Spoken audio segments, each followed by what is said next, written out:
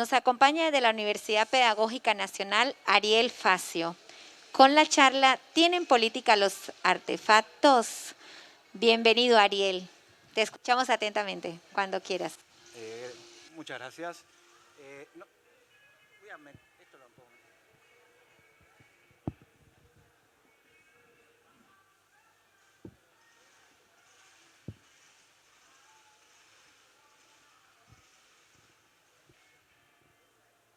Bueno, ¿se escucha bien ahí? ¿Sí? ¿Está bien? Sí. Sí. Y ahí, perfecto. Bueno, me dicen que tengo que estar bien cerquita del micrófono. Ahí se escucharía bien, estimo más o menos. Si no, bueno, voy a probar. Voy a probar así. ¿Se escucha mejor? Bien. Bueno, en principio, hola, ¿qué tal? ¿Cómo están? Voy a tratar de ser breve. Hay varias cosas que se pueden, estimo, pensar a partir de lo que les quería proponer. Estoy un poco pendiente del micrófono, debo confesar, porque entiendo que cuando miro para abajo se complica. Vuelvo al anterior. Bueno, la charla partiría de esta pregunta, digamos, que puede resultar en algo obvio para algunos o quizás no, iremos viendo. La pregunta no es mía, corresponde a el capítulo segundo que se titula de esta manera de un texto de Langdon Winner que se llama La ballena y el reactor. Justamente ese segundo capítulo plantea esta cuestión. ¿Tienen política los artefactos? Para la cual obviamente habría que pensar qué se entiende por política y qué se entiende por artefactos. Winner tiene una noción bastante moderna de política como disposiciones de poder y autoridad, estoy citándolo, en asociaciones humanas, así como actividades que tienen lugar dentro de esas disposiciones. O sea, básicamente es una idea moderna de política en términos de afectación de las conductas de los seres humanos. Se puede pensar incluso como, en sentido propiamente moderno, como poder, en relación al poder, ¿no? Uno podría pensar la política también más allá, si uno se remite quizás a los fundamentos, tendría que pensar en Aristóteles, quizás, que plantea la política en relación a las condiciones de vida en la polis. Esa definición tiene una particularidad, esto lo menciono, digamos, porque quisiera retomarlo sobre el cierre, pero tiene una particularidad que es que la vida en la polis se define de una manera especial, que es en relación a la eudaimonía, la vida buena. La política se ocupa, para Aristóteles entonces, de las condiciones para la vida buena en la polis, que se traduciría en ciertos tipos de vida, ¿no? En general es la vida política y la contemplativa en Aristóteles, que uno lo podría contemporarizar y extender hacia la vida social en general y la vida creativa, si quieren, incluyendo la contemplación. Y uno puede sacar del propio Aristóteles cierto sentido más moderno vinculado con la idea del poder y el poder como fin, cosa que para Aristóteles no está muy bien porque sería un ejemplo de crematística, un medio, el medio de lo político que se convierte en un fin en sí mismo. Un poco en el medio de ambas se encuentra esta definición que les leía recién de Winner, ¿no? Entonces él va a plantear esta pregunta sobre si tienen política los artefactos a partir de esta idea de lo político, la política como disposiciones de poder y autoridad en asociaciones humanas, así como en relación a las actividades que tienen lugar dentro de ellas. Gracias. Y artefacto también es muy general la noción de artefacto que propone, le entiende, vuelvo a citar, como todo artificio práctico moderno, ¿no? No puede pensar las tecnologías en general sin adentrarnos demasiado en la definición, ¿no? El objetivo de Winner en este capítulo va a ser de alguna manera atacar la idea de neutralidad tecnológica.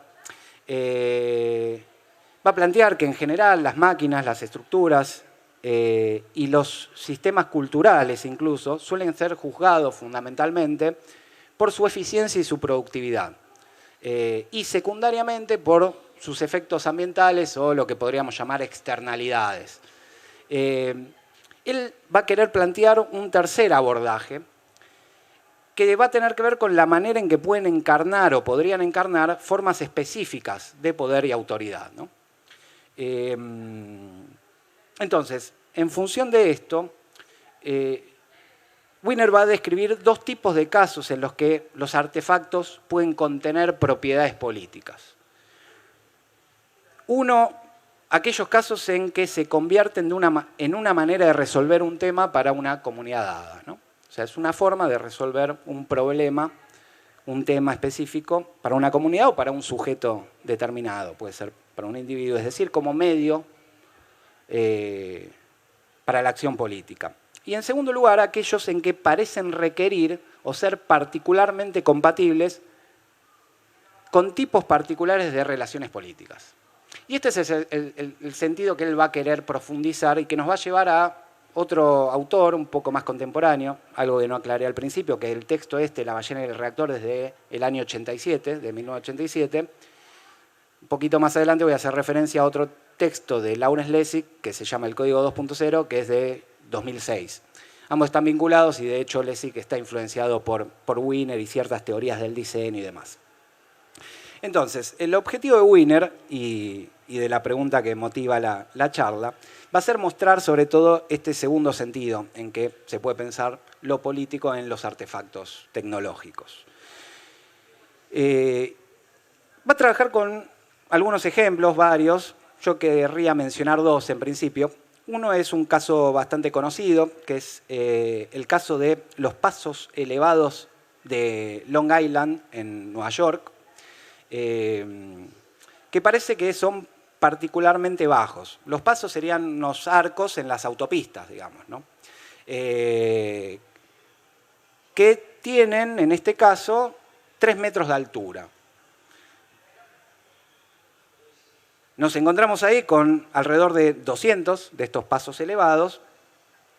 Y la particularidad y lo que le da sentido al ejemplo es que están ahí por una decisión del constructor, quien era un tal Robert Moses, quien diseñó las autopistas. Y esa decisión estaba motivada por el deseo del señor Moses de desalentar la presencia de autobuses, de micros, de colectivos, en las autopistas, en estas autopistas paisajísticas, ¿no? Básicamente los construyó bajos para que no puedan entrar los autobuses. Nos dice Wiener al respecto, les voy a citar, porque la verdad bueno, es anecdótico, pero no lo podría decir mejor. Nos decía sobre esto: los blancos poseedores de automóviles pertenecientes a las clases alta y media acomodada, como él las llamaba, es decir, Moses, serían libres de utilizar los paseos para su esparcimiento y para ir a trabajar. En cambio, a los pobres y a los negros, quienes por lo general utilizaban el transporte público, se les mantenía fuera de esas carreteras debido a que los autobuses de 4 metros de alto no podían atravesar los pasos elevados.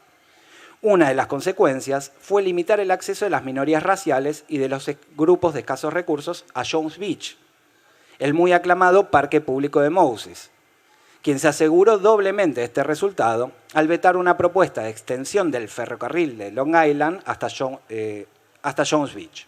O sea, básicamente una motivación elitista de restringir cierto espacio público a determinadas clases, que logró llevar a la práctica justamente con determinado tipo de tecnología, en este caso, digamos, los arcos de una altura menor de los colectivos, digamos, de los autobuses del transporte público, ¿no? Con lo cual, digamos, para Wiener, estas grandes estructuras de hormigón representan una desigualdad social que al mismo tiempo es reproducida por ellas. Y resulta entonces un ejemplo en el que el diseño urbano aparece como una manera de manejar las relaciones entre las personas.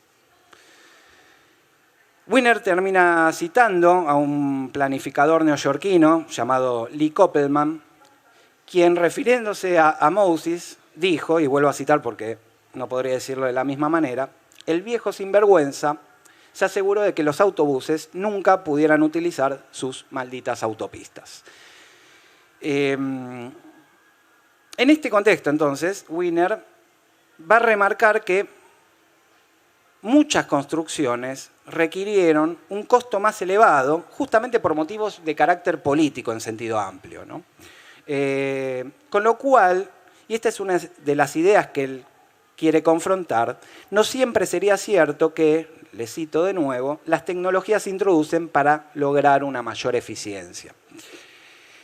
En este sentido, lo que va a hacer es relativizar la idea de neutralidad de la tecnología, es decir, la idea de que las herramientas son neutrales y pueden utilizarse indistintamente para el bien o para el mal, ¿no? El famoso ejemplo del martillo, digamos, con el que puedo romperle la cabeza a una persona o clavar un clavo. Nos dice, vuelvo a citar, un artefacto dado podría haber sido diseñado y construido de manera tal que produzca una serie de consecuencias lógicas y temporalmente previas a cualquiera de sus usos declarados. Esto tiene que ver con ese segundo sentido que mencionaba al principio, ¿no? En la propia estructura de un objeto tecnológico podrían estar dadas ciertas potencialidades o limitaciones anteriores, ¿no? al uso, digamos, que estarían entonces condicionando los usos posibles. Después de todo, sigue Wiener, los puentes de Robert Moses se utilizaban para transportar automóviles desde un punto hasta otro. Sin embargo, la tecnología encerraba propósitos que iban mucho más allá de su uso inmediato. Aclara, sin embargo, que estas consecuencias sociales de los objetos técnicos no necesariamente responden a una intención de hacer daño, ni mucho menos, y cita el caso de una cosechadora mecánica de tomates diseñada por investigadores de la Universidad de California en los años 40. Una máquina que era capaz de cortar las plantas, sacudirlas hasta desprender los frutos y colocarlos en góndolas con una capacidad importante de hasta 25 toneladas, ¿no? En general se entendería que esto sería un avance, ¿no? Sin embargo, un avance que, como bien marca Wiener, tenía consecuencias, digamos, no menores. En principio, para adaptar las plantas a los movimientos bruscos de la cosechadora, se tuvieron que producir nuevas variedades de tomates más duros, más resistentes y más sosos. Algo que uno suele notar, digamos, por lo menos los tomates no son lo que eran, los tomates de hoy no son lo que eran. Probablemente haya, bueno, no probablemente, hay ciertas razones que tienen que ver con las limitaciones técnicas y ciertos objetivos que se quieren cubrir, en general de productividad. Además, por el tamaño y el costo, que era en ese momento, estamos hablando de los años 40, de $50.000, se trataba de máquinas compatibles con formas de cultivo altamente concentradas y por lo tanto que iban en contra de los pequeños productores. Y obviamente terminaron generando una fuerte disminución de los empleos agrarios. En este sentido, Wiener va a entender que en gran medida el desarrollo tecnológico y el beneficio tecnológico se fortalecen mutuamente formando patrones que, según él, vuelvo a citar, llevan el sello del poder político y económico.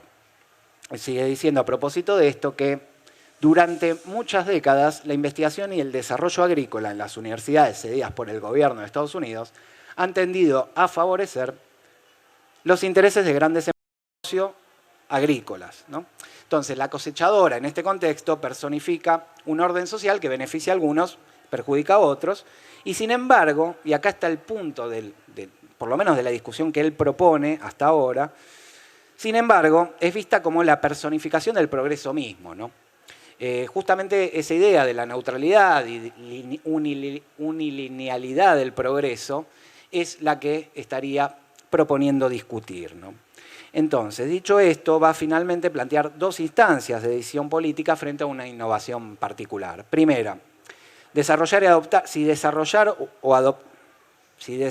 y adoptar determinado artefacto o no, esa instancia de decisión aparecería en primer lugar. Y segundo, la consideración de los rasgos específicos en el diseño de un sistema técnico y no solamente en términos de reducción de costos, eficiencia o modernización, ¿no? Deberían considerarse los objetos técnicos en función de su propio diseño, porque ese diseño puede constreñir o habilitar determinadas prácticas y no otras, ¿no? Acá pego un salto a otra propuesta, es la de Lawrence Lessig, año 2006, el libro El Código 2.0, que está preocupado básicamente por lo que él llama el ciberespacio, que básicamente sería Internet y asociados, la estructura digital, ¿no? Comienza planteando que con su crecimiento en los 90, el ciberespacio se convierte en un objetivo de los utópicos liberales. Utópicos liberales en el sentido estadounidense del término. Estamos hablando de liberales de izquierda, no anarcoliberales, pero se tocan, pero de izquierda. Los norteamericanos tienen, bueno, nada, ciertas particularidades, definen de manera particular ciertas categorías, a nosotros las definimos de otra manera. Serían estos, utópicos liberales, ¿no?, a los que refiere, que eran los primeros que estaban pensando Internet y las posibilidades de Internet en el momento, en el contexto, ¿no?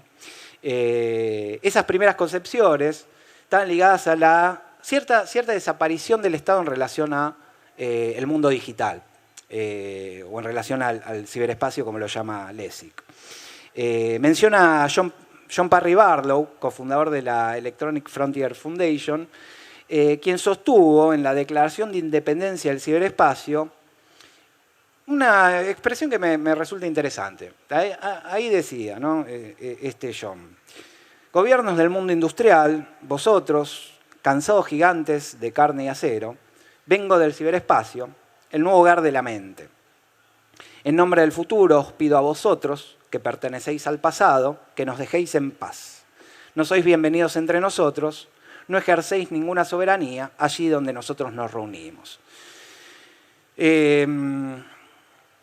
Obviamente hay que pensar esta perspectiva en el contexto, ¿no? Efectivamente en los 90 parecía como un mundo de ideas, ¿no? Uno se podía conectar, digamos, justamente eran mentes conectadas entre sí, que no estaban precondicionadas tanto por determinadas estructuras como podrían hoy ser las plataformas de las redes sociales y demás, ¿no?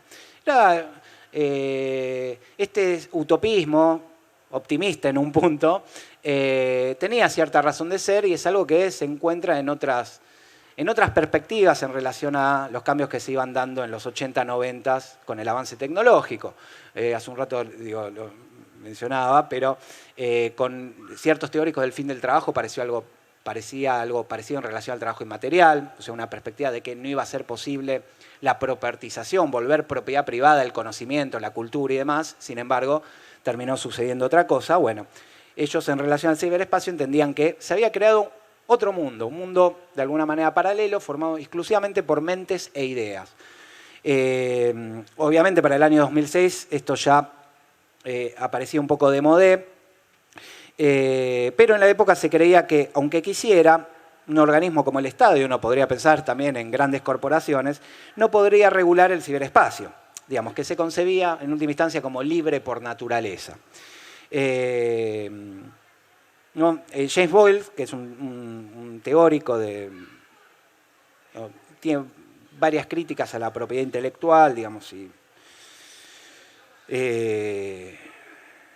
defensor del software libre y demás, hablaba a propósito de esta perspectiva de cierto sofisma liberal, refiriéndose a la idea de que ningún Estado iba a poder sobrevivir sin las riquezas de Internet, pero tampoco podría controlar la vida allí producida, ¿no? En términos del trabajo inmaterial, los bienes inmateriales, bueno, la perspectiva que mencionaba recién sería similar, ¿no? La idea de que como el conocimiento, la cultura, sus productos son no rivales, no excluyentes, cualquiera podemos hacer todos uso de ellos sin mayores limitaciones, una propertización de carácter privativo iba a resultar imposible de sostener, ¿no?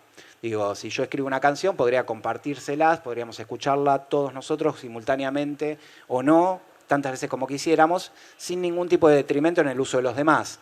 De alguna manera se pensaba que el compartir o la piratería iba a tener una fortaleza imposible de quebrar.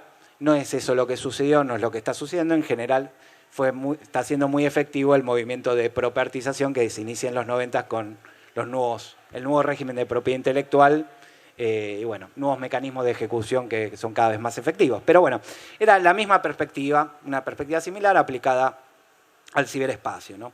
Perspectiva frente a la cual Lessig creo que pensaría que era ingenua y va a proponer justamente la necesidad de regulación.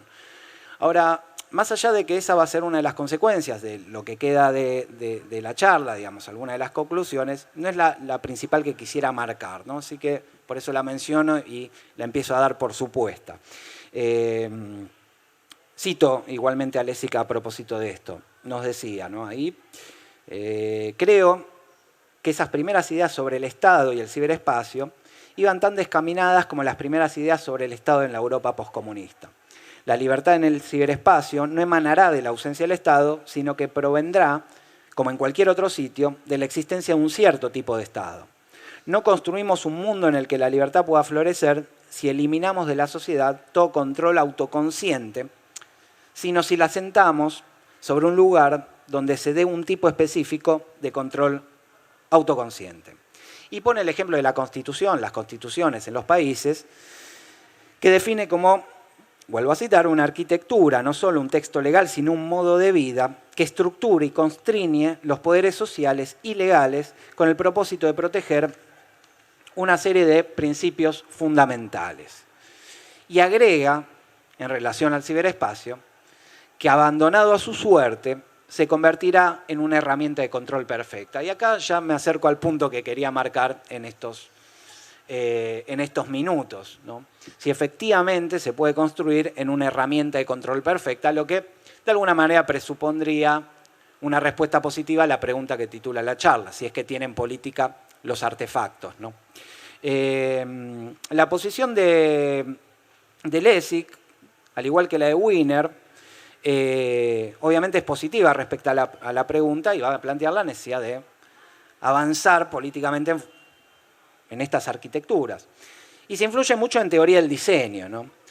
Sobre todo con la idea de que la estructura y el funcionamiento de una comunidad son interdependientes. Con lo cual el diseño va a terminar influyendo en la vida de los residentes, no solo visual o estéticamente, sino en la propia forma de vida, en su forma que tienen de vivir, ¿no?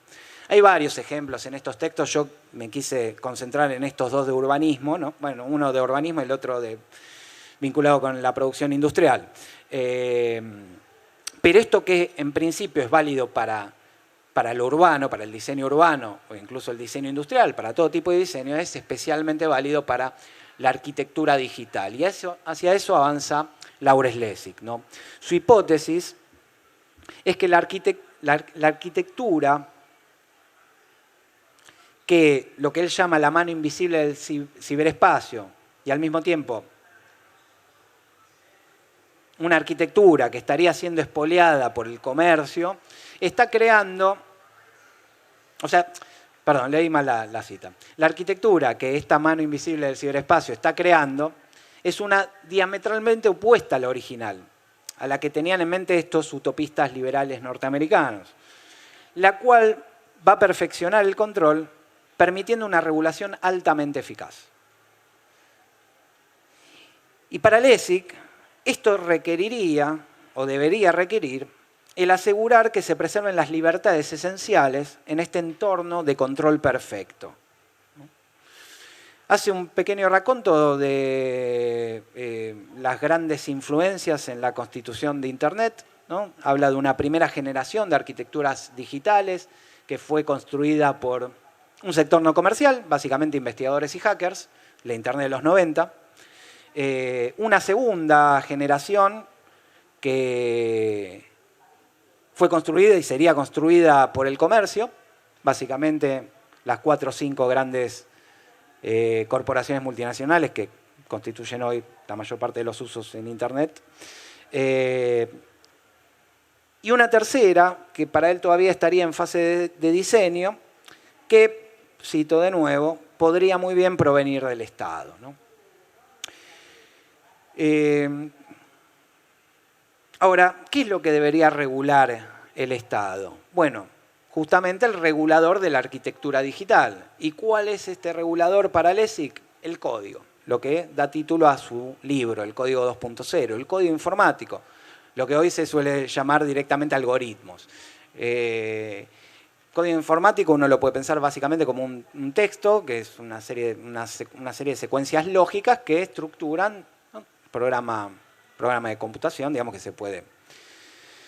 que termina constituyendo al objeto técnico. Muchas veces el código informático se piensa como una simple receta de cocina, ¿no? Una serie de instrucciones. Código y algoritmo son sinónimos.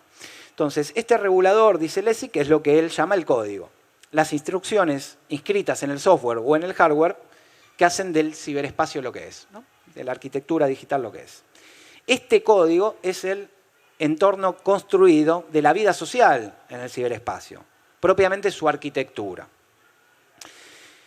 Y acá vuelvo a traer una cita porque aparecen otros ejemplos de arquitectura que permiten darle cierta relevancia a la propiamente informática. Nos dice Lessig: si a mediados del siglo XIX la principal amenaza a la libertad fueron las normas, ese sería un ejemplo de arquitectura, a comienzos del XX el poder estatal y durante buena parte del siglo XX el mercado, mi tesis es que hemos de llegar a comprender cómo en el siglo XXI nuestra preocupación debería centrarse en un regulador diferente, es decir, el código, ¿no? Entonces, Lessig incorpora al código como una cuarta arquitectura junto con el mercado, las normas y las leyes. Hay un ejemplo, digamos, para pensar cómo eso afecta a las conductas, que es el del cigarrillo, que es el que toma él, ¿no?, el acto de fumar, ¿no? La ley, por ejemplo, que impide la venta a menores de 18 años, impone esa restricción en la conducta en relación al cigarrillo, o que impide fumar en lugares públicos cerrados, etc. En otras palabras, regula a través de, en última instancia, la imposición de un castigo. Las normas, como no encender un cigarrillo en un coche privado, sin pedir permiso por lo menos, no fumar durante la comida y demás, es decir, que regulan a través de la estigmatización de la comunidad. El mercado, que regula a través del precio y la calidad del cigarrillo, que obviamente van a influir sobre la conducta de fumar. Y finalmente, la propia arquitectura del cigarrillo, que podemos pensarla a través de la nicotina, ¿no? Los cigarrillos en general, la mayoría tienen nicotina, no todos, que generan una adicción, es decir, regula a través de un condicionamiento físico. Este cuarto tipo de regulación en el mundo digital lo constituye el código informático, los algoritmos y demás. De ahí la necesidad de regulación y una serie de preguntas que plantea Lessig en función de lo que él denomina derechos sustantivos o derechos estructurales. La cuestión, en última instancia, sería qué principios deberíamos infundir en este espacio para impulsar determinadas formas de vida. Esta, de nuevo, es una pregunta literal de Lessig y no mía, ¿no? Y en función de esta distinción entre principios sustantivos y estructurales, aplicado al ciberespacio, plantea como preguntas vinculadas al problema de los derechos sustantivos, por ejemplo, vuelvo a citar: ¿prometerá el ciberespacio privacidad o acceso? ¿Permitirá una cultura libre o una cultura del permiso? ¿Preservará un espacio para la libertad de expresión? Etcétera. Términos estructurales: ¿qué mecanismos de control y equilibrio son posibles en este espacio? ¿Cómo separar los poderes? ¿De qué manera se asegura que un regulador o un Estado no acapara demasiado poder ni que tampoco le falte? Muchas de estas preguntas creo que ya están siendo respondidas en la práctica. Obviamente la posición de Lessig y de Wiener es: che, paremos un poco la pelota y pensemos cómo querríamos regular esto porque se nos va a ir de las manos. Hay un ejemplo interesante que pone el propio Lessig que tiene que ver con la fuerte influencia que generó el cambio tecnológico de las últimas décadas y puntualmente la fuerte influencia que tiene esta forma de arquitectura en lo que es la estructura digital. Planteaba, por ejemplo, ante el interés de un agente, digamos, del Estado, de saber qué qué libros leo o lee determinada persona. No sé si vieron, por ejemplo, la película La vida de los otros, que es, bueno, veo que algunos la vieron, igualmente comento muy rápidamente que es básicamente una pareja, creo que si mal no recuerdo, un escritor y una, no sé si era actriz o cantante, cantante,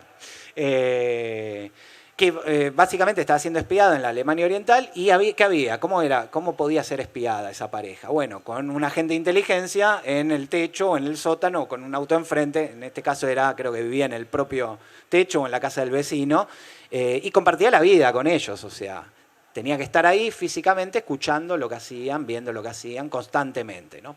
Entonces, Lessig plantea algo parecido. Años atrás, para poder ver qué es lo que estoy leyendo yo, bueno, se iba a necesitar que un agente de inteligencia, un policía, alguien esté mirando por la ventana a ver qué libro estoy leyendo. Y a partir de ahí ver qué libros leo. El derecho a la privacidad, dice Lessig, quizás no tenía que ver tanto como con un derecho que fue consensuado, que aceptamos, universalizado y asentado, de alguna manera más o menos consciente, sino con una imposibilidad fáctica, práctica. El derecho a la privacidad, en realidad este es el punto, estuvo mucho tiempo garantizado por la dificultad en realizar este tipo de espionaje, digamos, a la población en general. El problema es que, hoy por hoy, bueno, todo, digamos, el agente de inteligencia ya no es requerido. Si uno tiene un lector de ebooks, digamos, no solo qué libro estoy leyendo, sino qué subrayo, qué no subrayo, qué página, cuánto me detengo en cada página, está dado naturalmente, aparece esa información naturalmente. De ahí el planteo de Lessig, que tiene que ver con volver a pensar ciertos derechos fundamentales que pueden estar potencialmente o actualmente siendo afectados por una estructura digital que cambia de alguna manera las reglas fácticas de juego, ¿no? En ese escenario es que,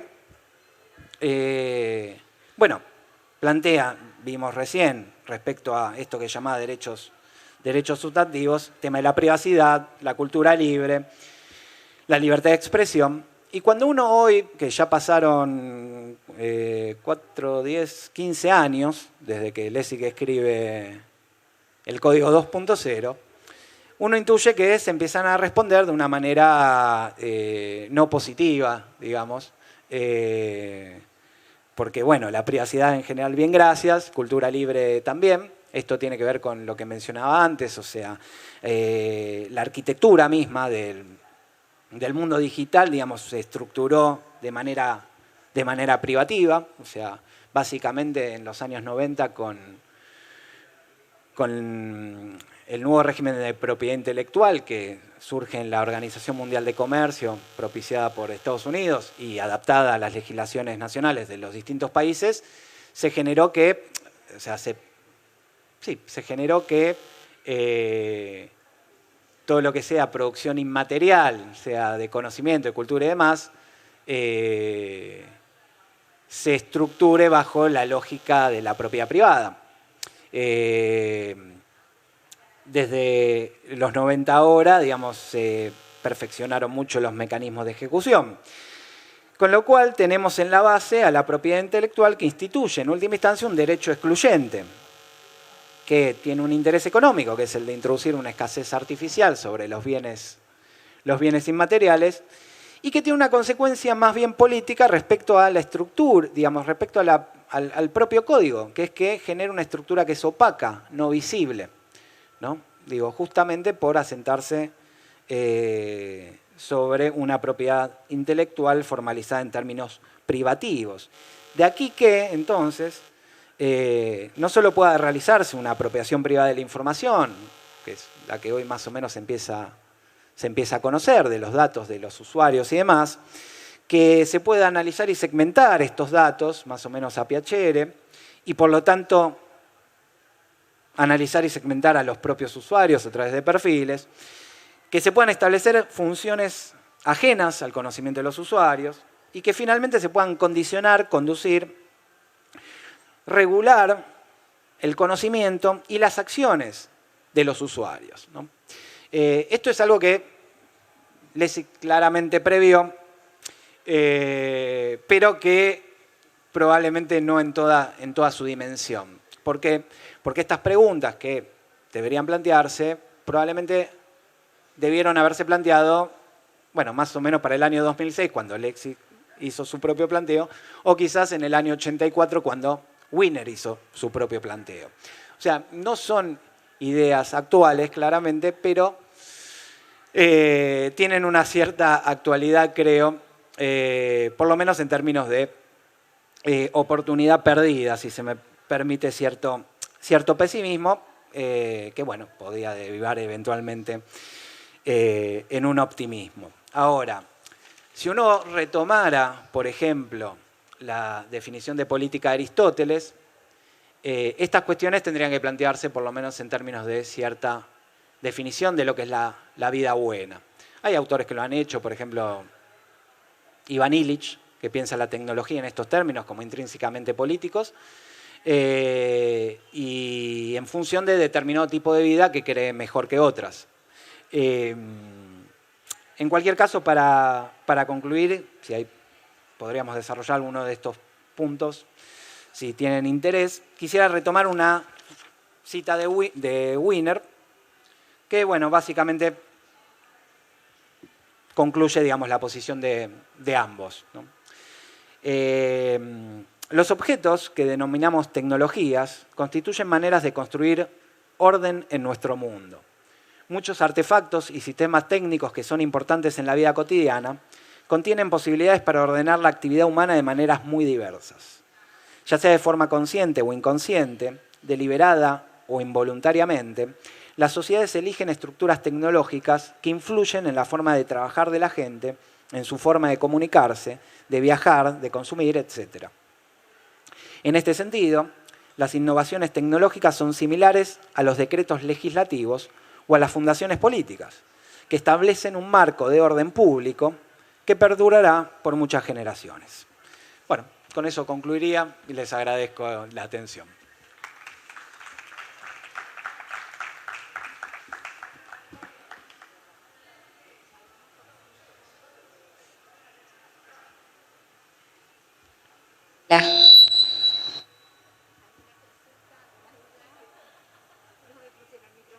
A mí, Ariel, ahí estamos. ¿Alguna consulta, alguna duda que tengan?